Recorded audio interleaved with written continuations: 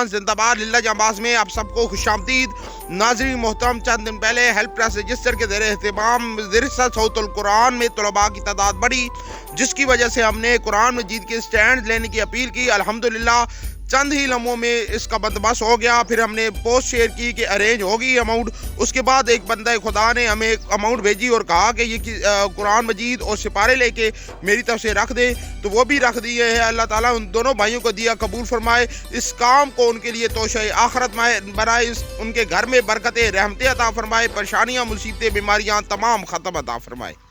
हर लहज़ा है मोमिन की नैया नई शान, गुफ्तार में किरदार में अल्लाह की बुरहान। हर लहज़ा है मोमिन ताहारियो गफ़ारियो कुद्दूसियो जबरू,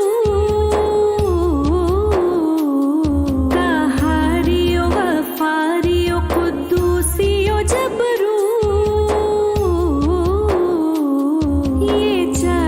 अनासर हो तो बनता है मुसलमान, ये चार अनासर हो तो बनता है मुसलमान।